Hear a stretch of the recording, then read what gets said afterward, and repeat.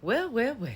Now, I didn't spill you no tea on this yesterday, but either way, it was in the brew about Rhonda DeSatan, baby, down there in Florida. Yes, apparently while Doge was rutting around finding all this fraud, they skipped over the fact that Rhonda DeSatan down there in his little shoe lifts took $60 million from the Medicaid fund and then doled out $10 million of it to his very own wife for a campaign, but somehow that money strangely ended up in an offshore account. Isn't that fraud and waste? Theft and all kind of other stuff too. I guess Doge missed that, but that's not the only tea down there in the brew of Florida today, you see.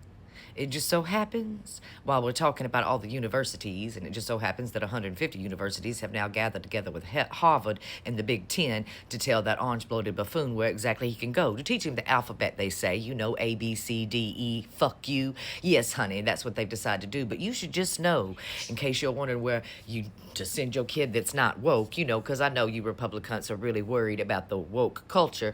Just so you know, baby, what's going on at anti-woke universities, let me drop you this fucking bit of tea. Yes, what do we have here? It appears that a former spokesman for the Florida Governor Ron DeSantis has been arrested and charged with alleged indecent exposure.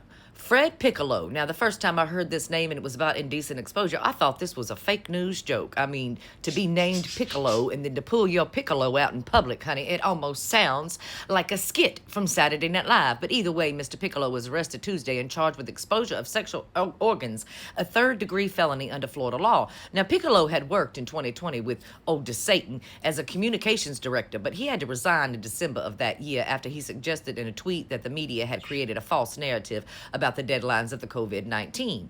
Up until this week, he was working as a marketing director for an anti-woke New College of Florida in Sarasota.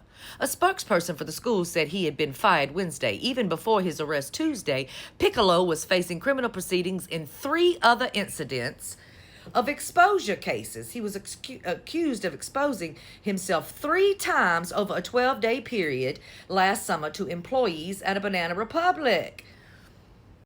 Now, for anybody down here in the South, we will all tell you that Florida is nothing but a bunch of pedos here, there, and everywhere. Now, if you live in Florida and you're not a pedo, no shade to you, but you know this too. Every other day on the news, they've arrested somebody in your state for exposing themselves or the pornography of the children. It's daily on my news.